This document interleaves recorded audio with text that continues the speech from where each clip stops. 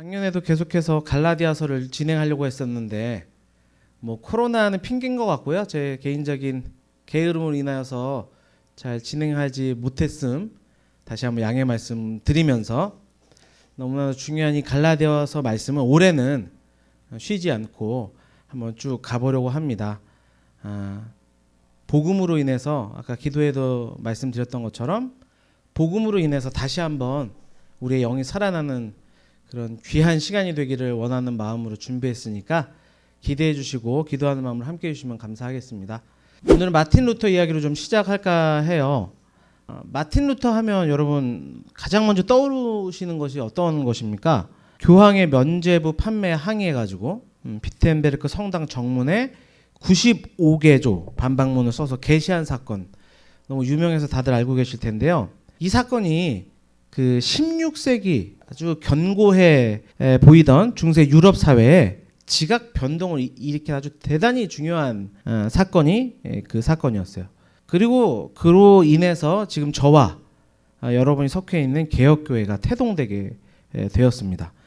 마틴 루터는 굉장히 개혁적인 사람이었어요. 그러니까 누구 하나 교황의 절대 권력 앞에 거대한 중세교회의 벽 앞에서 감히 문제 제기를 할 수 없는 상황이었는데 그렇게 개혁의 소리를 외치기엔 사실 쉽지 않았습니다. 그러나 그는 개혁을 감행했죠. 그런데 그런 루터가요, 그 개혁적인 모습과는 다소 상반돼 보이는 모습이 사실 그가 언급될 때 가장 대표적인 그 언급되는 그의 모습이 있어요.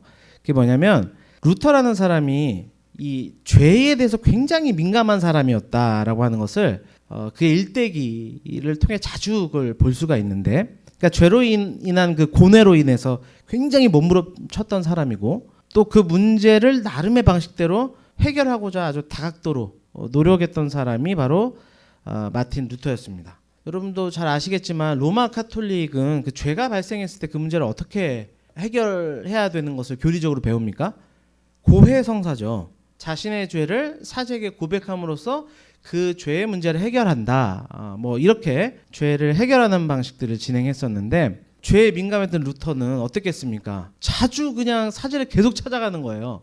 가서 고해성사를 하고 나왔는데 다시 가가지고 나오면서 지었던 잘못된 생각을 가서 또다시 고해성사를 하고, 그런 모습을 보이다 보니까 사제가 너무 귀찮아가지고 루터한테, 그러니까 죄를 범할 때마다 오지 말고 그냥 차라리 여러 개를 모았다가 한 번에 가지고 와라 할 정도로 고해성사를 그렇게 많이 했었다 기록이 돼 있어요. 또한 로마를 방문했을 때 한 일화도 되게 유명한데, 죄의 문제를 해결하기 위해서, 저도 가보진 않았습니다.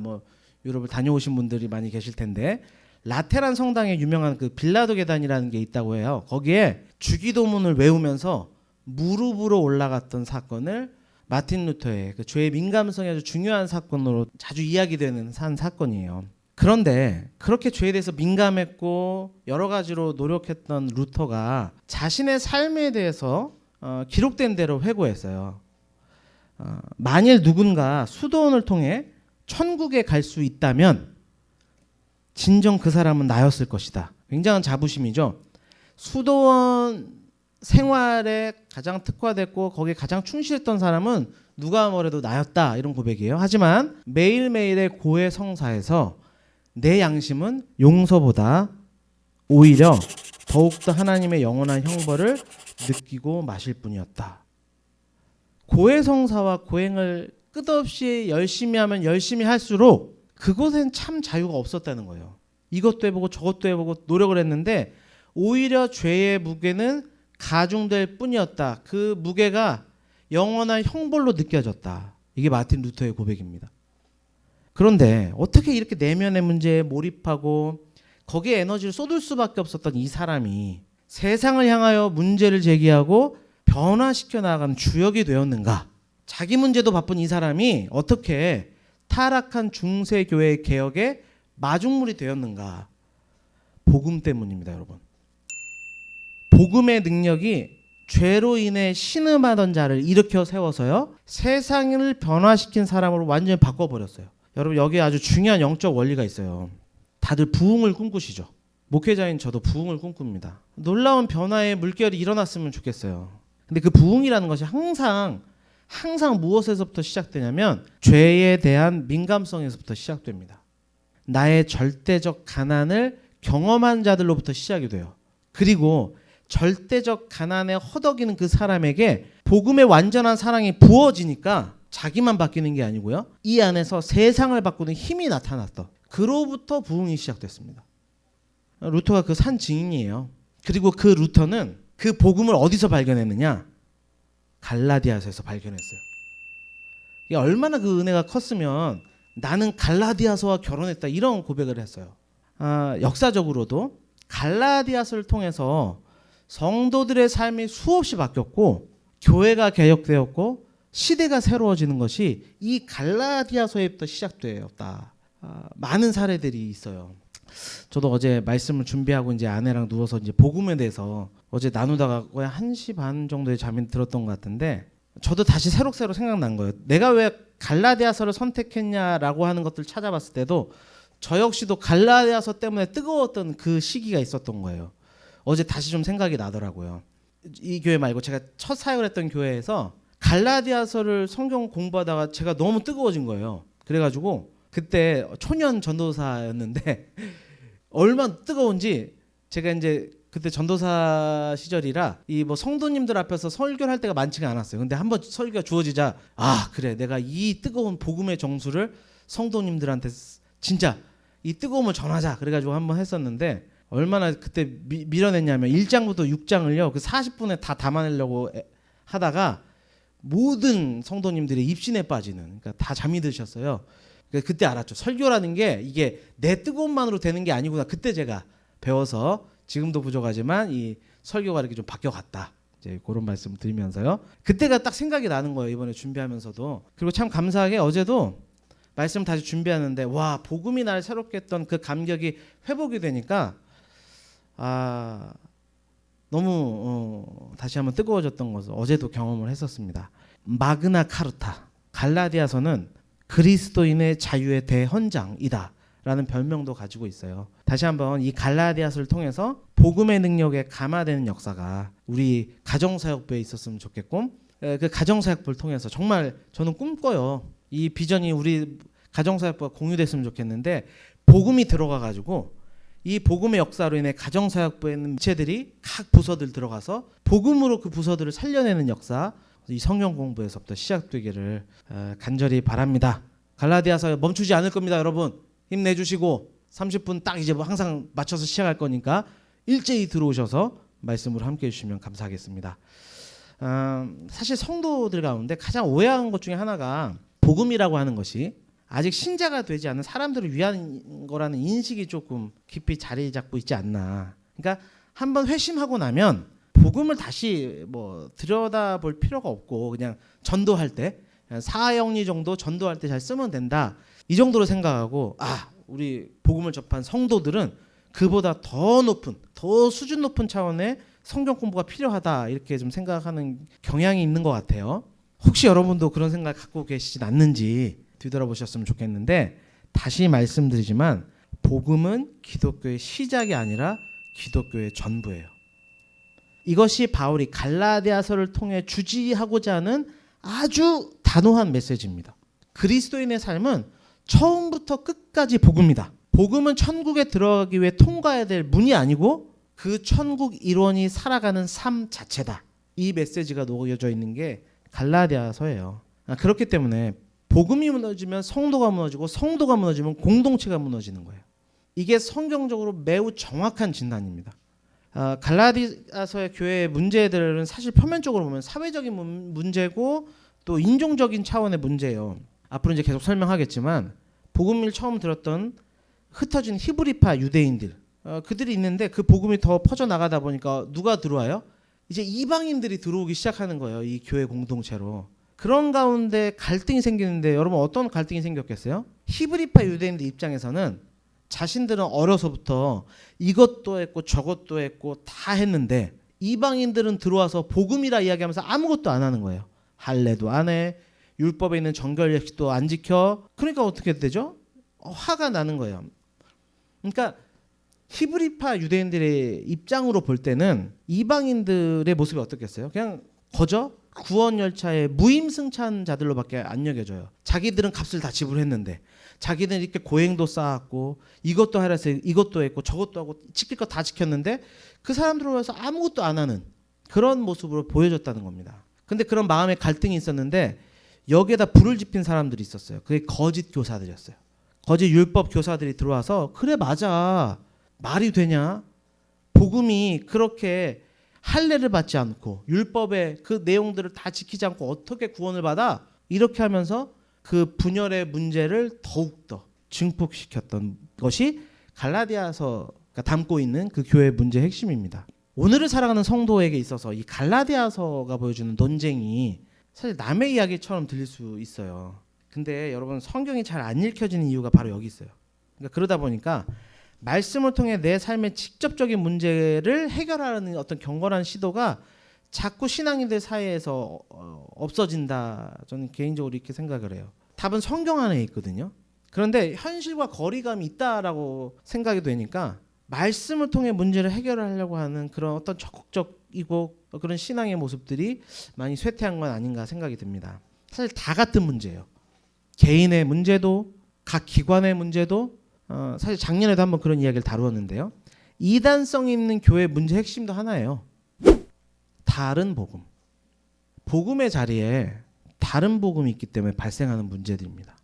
그래서 바울은 이 다른 복음과 격렬하게 일체 양보도 없이 싸우는 거예요. 왜냐하면 복음을 잃는 것은 그리스도 예수를 잃는 거고요. 예수를 잃으면 결국 전부를 잃는다는 것을 그는 알았기 때문이에요. 바울은 누구보다 복음의 중요성을 알았습니다. 그러니까 이 문제 앞에 단호할 수밖에 없었던 거예요. 앞으로도 보시겠지만 바울이 이렇게 강하게, 아니 신앙이 저렇게까지 말해도 되나 싶을 정도로 강하게 이 다른 복음과 싸우는 것을 보게 될 거예요.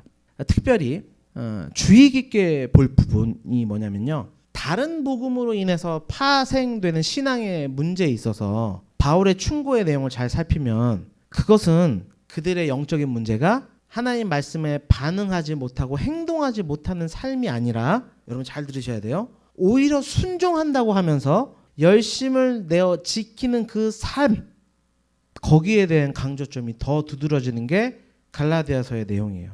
바울은 이 책을 통해서 더 나은 신자가 되라고 부추기고 있지 않아요. 이 책은 이거 해라, 저거 해라, 너 더 이렇게 해야 된다, 이거를 막 부추기는 책이 아니라 복음의 깊은 의미를 삶으로 펼쳐 보이려고 촉구할 뿐이에요.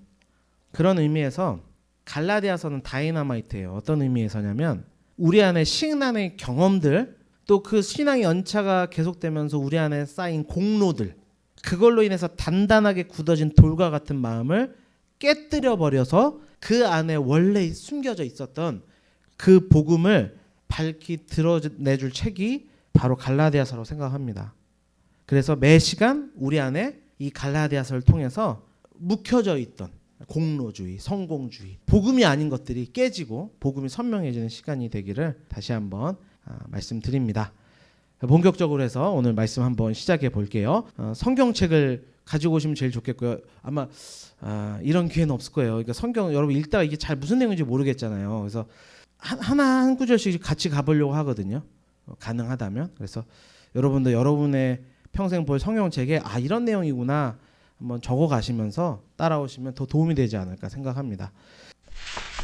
오늘 볼 내용은 갈라디아서 1장 1절에서부터 9절 말씀이에요. 그 주제는 단 하나뿐인 복음이다. 그리고 그 내용은 크게 두 가지로 나눠줄 수 있는데요. 갈라디아서 1장 1절부터 5절까지 인사말과 6절부터 9절까지의 바울의 첫 비판의 내용 오늘 살피겠는데요.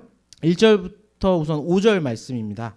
사람들에게서 난 것도 아니요, 사람으로 말미암은 것도 아니요, 오직 예수 그리스도와 그를 죽은 자 가운데서 살리신 하나님 아버지로 말미암아 사도된 바울은 함께 있는 모든 형제와 더불어 갈라디아 여러 교회들에게 우리 하나님 아버지와 주 예수 그리스도로부터 은혜와 평강이 있기를 원하노라.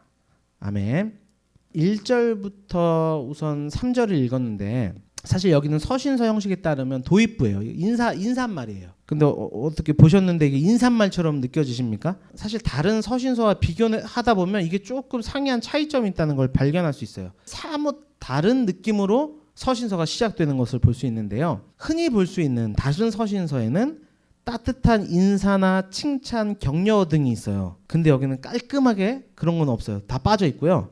1절 발신자, 2절 수신자, 3절 축도, 4절 5절 송영, 이렇게 그냥 깔끔하게 돼요. 그러니까 도입부부터 뭘 보여주냐면 바울이 아주 단호하고 강경한 자세를 서신서 초반부터 드러낸다는 것을 이 어조와 글의 어떤 구성을 통해서 볼 수 있어요. 특별히 바울은 글을 시작하면서부터 마치 자신을 변호하듯이 1절이에요. 보세요. 사람들에게 난 것도 아니요. 이랬으면 됐는데 또 말해요. 사람으로 말미암은 것도 아니야. 시작된 것도 아니고 그들에게 영향받지도 않았다는 거예요. 오직 예수 그리스도와 그를 죽은 자 가운데 살리신 하나님 아버지로 말미암아 사도됐다. 누가 뭐라 그랬나? 라고 여겨질 만큼 자신을 변호하고 있는 모습이 발신자인 자신을 소개하면서부터 드러나고 있어요. 왜냐하면 자기가 복음을 전했던 그 교회의 사도권에 대한 부분이 지금 공격을 당하고 있었다는 것을 들었기 때문이에요. 바울이 복음을 전할 때는 여러분 그 복음을 어떻게 전달했을까요? 이런 생각 한번 해보셨어요? 성경이 없었을 때요. 복음서가 없을 때입니다. 그러니까 기록된 문서가 그렇게 있지 않았을 때 어떻게 복음이 전해졌을까요? 예수님의 제자들의 증언에 의해서만 그것의 구전의 형태로만 계속 전해져 왔던 상황이에요. 그러다 보니 메시지에 있어서 가장 중요한 건 뭐냐? 누가 한 이야기냐? 그리고 사도권이 중요한 거예요. 그 문제의 핵심을 가지고 바라보면 바울이 사도가 맞냐는 거예요. 아니 그럼 그게 아니라면 사도의 제자냐고요. 사실 이 부분을 흔들어 버리면 자연스럽게 그 메시지도 권위를 상실해요. 사실은 다를 수 있는데 여러분 그것이 갈라디아서 교회에 있었던 심각한 문제의 발단이었고 여러분 느끼실지 모르겠지만 이것이 사단이 한국 교회에 뿌려놓은 악한 전략 중에 하나예요. 그러다 보니 메시지에 있어서 이 교묘한 전략이 어떻게 영향을 미치냐면요. 이제 더 깊이 들어가 보면 어떤 메시지라도 진짜 오리지널 메시지는 뭐다? 예루살렘 사도들의 메시지다라는 결론을 통해 가지고 이걸 교묘하게 어떻게 이용하냐면 여러분 사도들은 히브리파 유대인입니까? 헬라파 유대인입니까? 히브리파 유대인이에요. 나면서부터 유대교에 익숙한 사람들이고 율법을 다 지켜 행하는 사람이에요. 복음을 들었지만 그들은 그들의 삶의 태도를 그대로 유지했던 사람들입니다. 여러분 기독교가 한 번에 바뀐 게 아니에요. 히브리적 어떤 그 사고 안에서 차츰차츰 복음의 말씀으로 변화되는 시기들이 있었어요. 그러다 보니 뭐 한 번에 그런 내용이 바뀔 수 없었던 거죠. 그런데 이 거짓 율법 교사들이 들어와서 했던 게 뭐냐? 바울의 메시지보다 더 오리지널은 사도들이야. 근데 사도들 봐. 그들이 할례를 행했어? 행하지 않았어? 행했는데요. 그들이 율법을 지켜 안 지켜? 지키는데요. 정결법 지켜 안 지켜? 지키는데요. 그럼 어떻게 해야 되겠어? 그들과 똑같이 해야 구원을 받지. 이런 논리로 접근했다는 거예요. 아주 교묘한 거죠. 복음에다가 그들이 살아왔던 율법주의적 삶을 편승시켜서 복음이랑 짬뽕시켜서 전달한 거예요. 결국 바울은 그 사도직에 대해서 의심을 받고 있는 상황이었어요. 바울이 왜 그런 말도 안 되는 복음이라 해놓고 말도 안 되는 이야기 한 줄 알아? 그 사람은 사도가 아니기 때문이야. 이렇게 공격을 한 거죠. 그래서 여러분 이제 오늘부터 한번 갈라디아서 깊이 한번 묵상해 보세요. 질문들이 생겨나시면서 이 성경 공부 임하시면 더 은혜가 될 텐데 그래서 1장 후반부부터 자신의 이력을 길게 설명해요. 이게 왜 들어와 있나 싶을 텐데 그게 이런 이유 때문이에요. 뿐만 아니라 자신의 사도권뿐만 아니라 그가 전한 복음의 기원, 출처에 대해서도 의심을 받아요. 앞서 말씀드린 대로 교회에 대한 칭찬이 없거든요. 단지 찬양받기 합당하신 그리스도 예수에 대한 송영만이 있어요. 속죄 제물이 되신 그리스도에 대한 송영만 있어요. 그게 4절 5절인데 한번 이것도 같이 한번 읽어볼까요? 그리스도께서 하나님 곧 우리 아버지의 뜻을 따라 이 악한 세대에서 우리를 건지시려고 우리 죄를 대속하기 위하여 자기 몸을 주셨으니 영광이 그에게 세세토록 있을지어다. 아멘. 칭찬 다 빼고 그리스도에 대한 칭찬, 그리스도에 대한 송영만을 딱 하고 인사말이 끝나요. 이거는 단지 그냥 기분이 나쁘다. 난 너희들 기분 나빠. 그러니까 나 니네들 칭찬 안 하고 그냥 할 거야. 요런 개념보다는요. 그들 안에 팽배해져 버린 율법주의, 공로주의를 배격하고 바울이 선명하게 전했던 이신득의, 믿음으로 의를 취하게 된다는 구원의 원리를, 즉 복음을 강조하기 위한 의도로 볼 수 있어요. 다시요. 인사말에서 그러니까 첫째는 자신의 사도권을 변호하고요. 자신이 전한 복음의 핵심이 뭔지를 이야기하는 게 인사말이라는 이야기입니다. 그럼 여러분, 복음이 무엇입니까? 복음이 무엇인지 방금 읽었던 이 4절 5절에 이 복음을 압축해서 사도 바울은 요약했어요. 4절 5절에서 복음이 선명하게 보이십니까, 여러분? 이걸 선명하게 보기 위해선 세 가지를 알아야 돼요. 첫째, 우리는 어떤 존재인가? 둘째, 그런 나를 위해 하나님께서 하신 일은 무엇인가? 셋째, 예수님이 하신 일은 무엇인가? 이 세 가지를 이 4절 5절 안에서 한번 살펴볼게요. 첫째, 우리는 어떤 존재냐는 거예요. 바울은 이 짧은 구절에 우리는 완전히 파산된 존재다. 우리는 스스로 구제할 수 없는 존재다 라고 이야기해요. 그게 어디 나타나요? 우리를 건지시려고. 건지시려고 의미하는 바예요.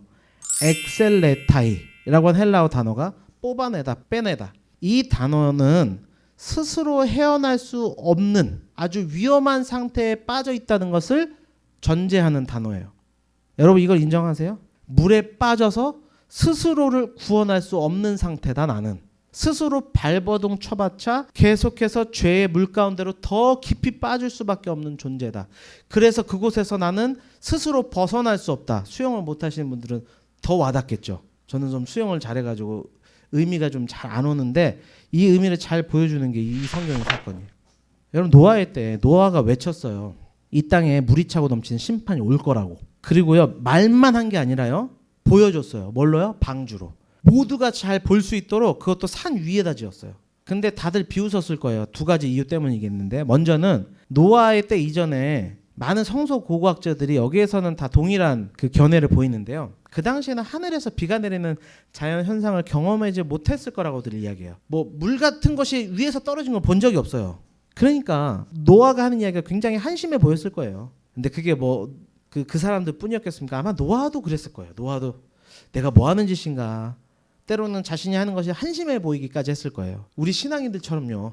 여러분 뭐 신앙의 여정을 걸어가는 게 늘 막 행복하십니까? 아니죠. 때로는 한심해 보이고 세상과 견주어 볼 때 나 뭐 하고 있나, 나도 저들처럼 그냥 세상에 미쳐 살면 되는데 내가 여기가 뭐라고 여기 와서 복음을 위해서 이렇게 살아가나, 그렇게 한심하게 느껴질 때가 있었듯이 노아도 그랬을 거예요. 근데 그는 지었어요.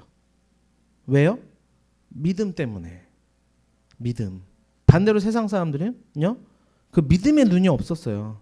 육체의 눈, 안목의 정욕을 따라 눈에 보이는 현상만 신뢰하며 살아간 거예요. 세계관적인 관점에서 이걸 자연주의 세계관이라고 하죠. 눈에 보이는 게 전부예요. 그러니까 요거만 따라서 그냥 살아간 거죠. 예수님이 그 노아의 때를 아주 명쾌하게 정리하셨어요. 홍수전에 노아가 방주에 들어갔던 날까지 사람들이 먹고 마시고 장가들고 시집가고 있으면서 홍수가 나서 그를 다 멸하기까지 깨닫지도 못했어요. 근데 언제도 그와 똑같대요. 인자의 임함도 이와 같대요. 우리는 마지막 스테이지, 성경의 마지막 스테이지는 예수님이 다시 오시는 거예요. 그래서 이 시대를 말세라고 하는 거예요. 시한부 종말론자들처럼 곧 뭐 666 떨어져서 이제 뭐 종말이 곧 임할 거다, 이 메시지가 아니고 예수님 다시 오실 스테이지 하나만 남았어요, 성경에서.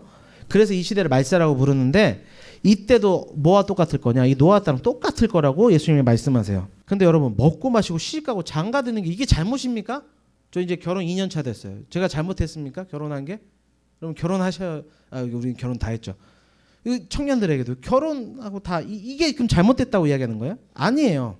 이 구절의 핵심이 뭔지 아세요? 그게 전부인 것처럼 살아갔다는 거예요. 그게 전부였어요. 그냥. 그런 그들이 맞이하게 된 것은 홍수.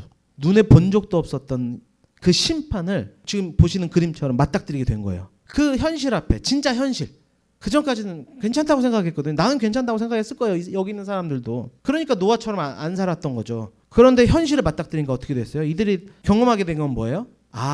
이 하나님의 심판에서 난 아무것도 할 수 없었구나.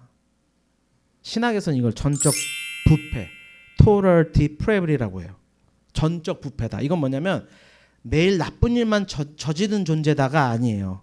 이 전적 부패에 대한 해석을 잘못하게 되면 자꾸 실패, 자꾸 어두운 무거운 십자가만 이야기하는 패배주의로 가면 안 돼요. 그거는 기독교가 아니에요. 부활이 없는 십자가만을 이야기하면 안 돼요. 전적 부패란 건 뭐냐면요. 스스로 죽음의 심판을 구원할 가능성이 1도 없다. 안 된다 나는. 가능성이 없다. 안 된다. 이거예요. 우린 그렇게 스스로 죽음의 바다에서 건져낼 힘이 없는 자들이에요. 근데 정말 우리의 죄성이 얼마나 무서운지 창세기 1장부터 11장까지는 우리 인류 역사를 그냥 요약을 해놓은 거거든요. 이 심판을 맛보고도 인간들이 어디로 돌아갔어요? 비슷한 모습이죠. 사실 바벨 탑이 아니라 바벨 성이에요. 원어로 살피면 성을 짓고 산 거거든요. 모여서 산 건데 이들이 왜 성을 지었어요? 이들의 말을 들어보면 알아요. 말이 신앙입니다, 여러분. 성과 대를 쌓아놓고 꼭대기를 하늘에 닿게 하자. 이게 이제 행동 양식이죠. 하늘에 닿게 하는 행동 양식을 정했는데 이유가 나와요. 우리의 이름을 내고 이게 지금까지 살아왔던 그들이 살아온 삶의 방식을 의미하고요. 온 직면에서 흩어짐을 면하자. 이게 무서운 거예요. 다시 심판이 와도 어떻게 하겠다고요? 이제는 우리 힘으로 버티자. 나는 가능성이 있어. 하나님의 심판이 와도 난 내 힘으로 이겨낼 수 있다는 걸 보여줄 거야. 그래서 탑을 쌓은 거예요. 그게 바벨성입니다. 그 바벨성이 계시록의 바벨론까지 연결되는 거예요. 그게 세상의 삶의 방식이니까. 그런 의미에서 바벨탑은 나의 불가능함을 인정하지 않는 교만의 탑이에요. 하나님이 제일 싫어하신 게 그래서 교만이에요. 우쭐거리는 거가 그 정도가 아니고 바벨탑이 교만이에요. 그럼 우리에게 하나님 아버지께서 하신 일이 무엇입니까? 여러분 물에 빠진 우리에게 수영 교본을 던져주셨어요. 근데 여러분 웃긴 이야기죠. 여러분 누가 물에 빠져서 막 허덕이고 있는데 여기서 교본책을 던져줄 사람 있어요? 열심히 공부해서 올라오세요. 없죠? 근데 신기하게 기독교가 이와 같은 방식을 취하는 모습을 본단 말입니다. 신앙이 병들어가지고 마치 이와 같이 말도 안 되는 것을 복음이라 착각하는 사람들을 보게 돼요. 이렇게 수용해라 저렇게 수용해라. 하나님은 그렇게 하지 않으셨어요. 니네 스스로 배를 만들어라고 하신 게 아니라 하나님이 배를 지을 모든 규비까지 다 설명해 주시고 실제로 구원의 배가 돼 주셨어요. 그리고 그게 예수님이 하신 일이에요. 구원의 방주가 되어신 예수님이 우리를 대신해서 물의 심판 가운데 잠기신 거고 그 안에 품은 노아를 대표하는 모든 성도들은 그 품 안에서 그 심판을 넘어가게 된 거예요. 여러분 노아 방주 사건은 정확히 예수 그리스도를 예표한 사건이에요. 다시 물로 심판하지 않겠다 약속을 주신 레인보우. 여러분 또 이것도 보시면서 여러분 그 당시에 뭐 문자가 있었겠어요? 뭐가 있었겠어요? 모세 때 비로소 모세가 모세오경을 기록할 때 기록한 그 문자도 상형 문자예요. 문자가 없었을 시대라는 거죠. 하나님께서 이 레인보우를 보이면서 여러분 레인보우를 보세요. 이게 오늘 뭐 이걸 다룰 건 아니니까 이 의미를 보세요. 여러분 이게 활이에요. 그 원어 자체가 활의 모양을 보여주신 거거든요. 여러분들 이 활이 어디를 향하고 있습니까? 위를 향하고 있어요. 나 다시는 심판 너희들 하지 않겠다.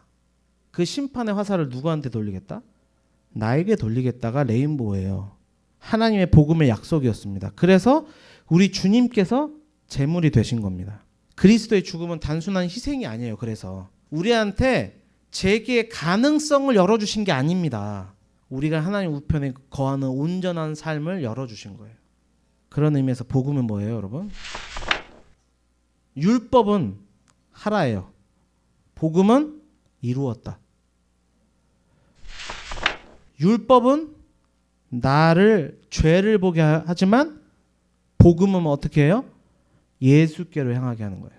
여러분 안에 복음이 충만하면 그럼 어떻게 된다는 거예요? 매일의 삶에 예수님을 찾고 있다는 거예요. 복음이 있는 사람은 매일의 삶에 예수님과 가까이 나가는 삶을 살 수밖에 없는 거예요. 왜? 복음이 그 역할을 하니까요. 여러분 이것이 붉은 피와 같이 선명한 복음입니다. 다시 정리합니다. 인간이 죄로 인해 전적 부패의 상태가 되었다. 하나님은 그 인간을 구원하기 위한 계획을 세우셨다. 그 계획이 예수 그리스도의 희생제물이 되심으로 완성되었다. 할렐루야. 여러분 그러니까 이 선명한 복음에 어디 인간의 공로가 끼어들 자리가 도대체 어디가 있어요? 바늘 하나도 들어갈 곳이 없어요. 그러니까 그분만이 찬양받게 합당하신 겁니다. 아멘이세요, 여러분? 이거예요. 뭘 자랑할 게 있어요? 없습니다. 이 엄청난 은혜를 우리가 입었어요. 그런데 도대체 어떻게 이 놀라운 은혜에서 그렇게 속히 떠날 수가 있냐? 정말 이해할 수가 없다. 그 이야기를 바울이 이어서 하고 있습니다. 6절부터 7절 말씀이에요. 그리스도의 은혜로 너희를 부르신 이를 이같이 속히 떠나 다른 복음을 따르는 것을 내가 이상하게 여긴다. 다른 복음은 없나니 다만 어떤 사람들이 너희를 교란하여 그리스도의 복음을 변하게 하려 함이라. 여러분 6절부터 9절은 이제 본 서신의 본론부가 이제 시작이 돼요. 시작의 문을 열었어요. 그러면서 제일 먼저 한 게 뭐냐? 질책. 첫 번째 초기 비판. 갈라디아 교인들에 대한 첫 번째 질책에 대한 내용이 나와요. 특히 주목하여 볼 단어가 이거예요. 이같이 속히. 뭐 이 표현은 성도들의 어떤 시간적으로 빨리 복음을 저버렸다라고 하는 강조점을 가지고 있는 듯 보이지만 사실은 그 이상의 의미가 담겨 있어요. 그럼 별표 하나만 쳐주시면 딱 좋아요. 여기 이같이 속히. 여기에는 분명히 수사학적인 그리고 상대적 시간 개념이 내포되어 있는 거예요. 즉 과거 구약 이스라엘의 모습을 상기시켜주는 역할을 하는 것이 이같이 속히라고 하는 단어예요. 그리고 이 같은 단어가 사용된 장면을 보면 바울이 왜 이같이도 열을 내고 있는지를 알 수 있을 거예요. 그 장면이 이 장면이에요. 출애굽기 32장 기억하세요, 여러분? 금송아지 사건. 출애굽 32장 8절에 그들에게서 명한 길을 속히 떠나. 요거예요. 지금 그 사람들은 잘 알고 있는 그 말씀을 여기다 넣어서 너희들이 지금 무슨 짓을 한지 알아? 과거 이스라엘 백성들이 금송아지 섬겼던 사건이랑 똑같은 행태를 보이고 있다를 그 단어 안에 담고 있는 거예요. 이 점에서 볼 때 이같이 속히라는 본문의 표현은 1차적으로는 아까 말씀드렸다시피 갈라디아 교인들의 회심과 부패 시간이 극히 짧다라는 책망의 말인과 동시에 한편으로는 구약시대 이스라엘 백성들의 배교의 행위와 이 비교를 통해서 복음에 대한 변절이 얼마나 심각한 문제인지를 인식시키는 수사학적인 표현이에요. 여러분 그들의 심각한 문제가 뭐예요? 다시 말씀드립니다. 다른 복음이에요. 다른 복음을 따른 거예요. 다시 금송아지 사건과 연결해 볼 거예요. 다른 복음이 뭔지 제가 금송아지 사건이랑 연결해 볼게요, 여러분. 여러분 금송아지 사건을 이스라엘 백성들이 하나님 외에 다른 신을 섬기지 말라라고 했던 제1계명을 어긴 걸로 오해하지 마세요. 이건 1계명을 어긴 게 아니에요. 그들은 그 안에서 여호와 신앙을 가지고 있었어요. 모세가 올라가서 안 내려오는 거예요. 안 보이는데 분명히 그 산에는 하나님의 샤켄하시는 하나님의 영광이 드리워져 있었어요. 눈에 보였어요. 그러면서 그들이 눈에 보이는 모세가 안 내려오니까는 그들이 뭐라고 했냐면 이스라엘아 이는 너희를 애굽 땅에서 인도해낸 너희의 신이다 하면서 맞는 거예요. 그러니까 여호와 신앙이라고 하면서 금송아지를 섬겼다고요. 그들은 전혀 다른 우상을 섬긴 게 아니에요. 하나님을 섬긴다고 착각을 했죠.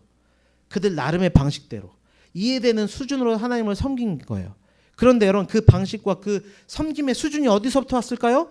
애굽에서 왔겠죠. 애굽 400년 동안 주입된 세상의 방식을 가지고 하나님을 섬기고 예배했던 거예요. 그게 이 금송아지 사건에 고스란히 녹아져 있는 거예요. 마찬가지입니다. 다른 복음은요. 자기들이 이해되는 수준으로 그 놀라운 복음의 능력을 자기들이 이해되는 수준으로 그냥 지금까지 지켜오던 율법주의의 방식으로 받아들인 복음이에요. 공로주의, 세상의 공로주의, 성과주의, 성공주의. 그 세상 방식을 그대로 가지고 와서 복음을 재해석한 게 다른 복음이라는 거예요. 여러분 이게 무서운 거예요. 진짜 교회 저기 뭔지 아십니까? 이단은 구별하기 쉬워요. 사이비 교주가 뚜렷하잖아요. 근데 진짜 무서운 대적은 뭐냐? 다른 복음이에요. 그래서 바울은 단호하게 이야기하는 겁니다. 7절에 뭐라고 하죠? 이거는 빨간색으로. 다른 복음은 없다. 여러분 다른 복음은 없습니다. 특별히 여기서 한 번 더 짚고 싶었던 부분은 이거였어요. 다원주의적 구원론의 가능성이 완전히 차단된 말씀이에요. 제가 좀 느끼는 거예요, 목회자로서. 예전에 이걸 뭐 강조할 필요도 없었거든요, 종교 다원주의. 근데 가면 갈수록 야, 이게 무서워요. 이거를 주지시키지 않으면 안 되는 사회가 됐다고 생각이 들어요, 기독교인들에게. 어떤 이들은 마치 구원이라는 게 산의 정상에 오르는 것 같다고 설명을 하면서 여기도 되고 저기도 되고, 뭐 코끼리 이야기하면서 너희가 만진 건 코끼리 다리고 코끼리 꼬리, 다 어차피 만진 건 코끼리다, 이런 식의 주장이죠. 어디로 가든 그 진리를 따르면서 나고만 안 되면 다 구원받는다고 이야기하죠. 사회 흘러가는 거 보세요. 그리고 그렇게 되는 이제 사상, 그러니까 종교적 가르침뿐만 아니라 시대적인 흐름들, 사상으로 인한 사조로 인한 시대적 변화도 그거를 주창하고 있어요. 그걸 따르게끔 자연스럽게. 그게 보이세요, 여러분? 또 어떤 이들은 구원을 배짜는 것에 비유하죠. 그러니까 시실과 날실이 있는 것처럼 수많은 사상과 가르침이 종합되어서 만들어지는 것이 구원이라고 해요. 여러분, 다른 복음은 없어요. 정말 다른 복음이 있다면 여러분 생각해 보세요. 하나님이신 예수님이 다른 방법이 있는데 하늘 보좌를 버리시고 인간의 몸으로 내려오셔서 십자가에 못이 박히셨겠습니까, 여러분? 다른 방법이 있는데 굳이 그 모진 고통과 수치와 무서운 형벌을 친히 다 감당하셨겠어요? 그럼 십자가만 봐도 다른 복음은 없습니다. 예수 그리스도를 통한 복음 외에 어떤 가르침이나 사상도 절대로 인간을 구원에 이르게 할 수 없습니다. 그럴 수 있다고 가르치는 것은 살인죄보다 더 큰 죄예요. 살인은 한 영혼을 육체의 죽음으로 끝나게 하지만 다른 복음을 전하는 자들은 한 영혼의 영원한 멸망으로 이끌어가기 때문이에요. 그래서 바울이 격렬하게 저주를 퍼붓는 겁니다. 8, 9절이에요, 그게. 그러나 우리나 혹은 하늘로부터 온 천사라도 우리가 너에게 전한 복음 외에 다른 복음을 전하면 저주를 받을지어다. 우리가 전에 말하였거니와 내가 지금 다시 말하노니 만일 누구든지 너희가 받은 것 외에 다른 복음을 전하면 저주를 받을지어다. 저주를 받을지어다. 반복해서 이야기해요. 바울은 알았어요. 거짓 복음이 가져올 결과가 너무나 파괴적인 것을 알았기 때문에 강한 어조로 반복해서 이야기하는 것입니다. 여러분, 이 중대하고 순결한 복음이 너무 변질되기 쉬운 것이 우리의 마음의 토양입니다. 여러분, 먼저 이것을 인정할 수 있어야 돼요. 죄성이 그렇게 무서운 거예요. 그래서 바울은 복음을 비록 내가 전했지만 이 복음 외에 혹시 내가 다른 말을 하면 나도 저주를 받아야 된다. 복음의 근거가 분명하다는 거예요. 그러니까 복음을 알게 된 것이 어떤 자신의 추론이나 사세계를 통해 된 게 아니라, 그가 복음에 도달한 게 아니라, 그죠? 내가 복음에 도달한 게 아니에요. 복음이 그에게 선사된 거죠. 따라서 자신의 추론과 사색, 경험, 그 복음을 변경할 권한은 없다. 그 논리를 피고 있는 내용이에요. 바울도 그렇다면 누가 감히 복음에 대해서 그 근거를 스스로 도달할 수 있다고 누가 자부할 수 있고, 누가 자신의 경험을 비추어가며 선명하고 분명한 복음을 거부하고 다른 복음을 전할 수 있겠습니까? 우리가 명심해야 될 거는 우리의 개인적인 경험, 신앙의 연차가 이 진리라고 하는 거에 결정적인 다림줄이 아니라는 것을 철저하게 인정해야 돼요. 내가 지금까지 해오는 신앙을 토대로 한 신앙 생활이 아니라 다시금 성경으로 돌아가서 우리의 경험을 다시 판단하는 시간이, 저는 이 시간이 됐으면 좋겠어요. 성경을 통해서 나의 신앙을 다시 한번 판단하는 겁니다. 이게 다른 복음으로부터 시작된 건지 복음에 근거한 열정인지. 여러분, 다른 복음은 없습니다. 그리고 그 다른 복음을 따르거나 전하는 자에게 따라오는 것은 정죄뿐입니다. 이게 1절부터 9절 오늘 성경 공부를 통해 본 메시지의 핵심입니다. 잠깐 기도하고는 성경 공부를 좀 마칠 텐데, 저 혼자 기도하지 않고 여러분 자리에서 짧지만 묵상했고 기도했으면 좋겠던 부분이에요. 오늘 사실 서론은 시작한 건데 앞으로 이제 복음에 대해서 깊이 보기 시작할 겁니다. 계속 강조하지만 내 경험, 내 연차 다 내려놓고 다시 한번 투명하고 선명한 복음 앞에 나를 맡겨드린 시간이 됐으면 좋겠어요. 저도 부족하지만 최선을 다해서 말씀을 준비하겠습니다. 다시 보고 있어요. 예전에 이런 것들 해봤지만 그거 가지고 우려먹지 않고 또 다시 보고 있어요. 다시. 근데 신기하죠? 다시 뜨거워지더라고요. 한 마음을 품어주시고 이 성경 공부 시간 여러분 마음을 구별해 주세요. 제가 작년에도 다 이루진 못했지만 갈라디아서 한다고 하니까 몇 성도님들이 갈라디아서를 일독을 했다는 이야기를 듣고 정말 제가 은혜를 받았어요. 정말 여러분 그렇게 우리 올 한 해 가정사역부 이 갈라디아서 말씀 씹어 먹자. 그렇게 생각해 주시고 특히 오늘 기도할 내용은 하나님 말씀에 이 거울에 비추었을 때 내 안에 있는 잘못된 다른 복음들이 제해지는 시간 될 수 있기를 짧게 기도하고 제가 또 다른 기도 제목 불러드리겠습니다. 잠깐 기도하겠습니다. 주 하나님 아버지 내 안에 갈라디아서를 통하여 새롭게 복음을 발견하게 하시고 그 뜨거움으로 새로운 삶으로 나아갈 수 있도록 인도해 주셨던 그 역사가 아버지 우리 가정사역부 각 지체들의 삶에도 동일하게 다이너마이트로 터지게 하여 주셔서 그들의 삶에 새로운 복음의 원동력을 가지고 삶을 살아가고 가정을 받고 개인을 받고 공동체를 받고 무엇보다 은혜 광성교회를 새롭게 가는 아버지 귀한 그도 되도록 주자. 복의 근원이 되신 하나님 아버지 참으로 감사합니다. 죽을 수밖에 없는 죄인 복음을 들었지만 여전히 삶의 죄성으로 그렇게 살아갈 수밖에 없는 이 하찮은 나를 위하여 자신을 내어주시면서까지 사랑해 주신 은혜 기억합니다. 특별히 사순절이 시작됐습니다. 그 시작하는 즈음에 갈라디아서로 다시 한번 복음 앞에 서게 하시니 감사합니다.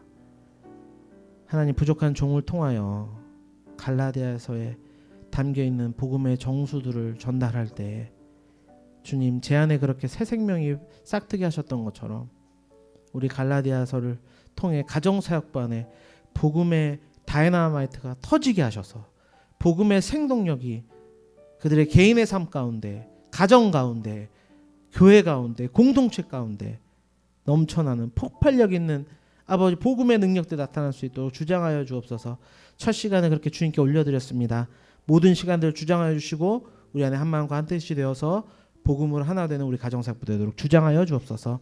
감사하며 예수 그리스도의 이름으로 기도드립니다.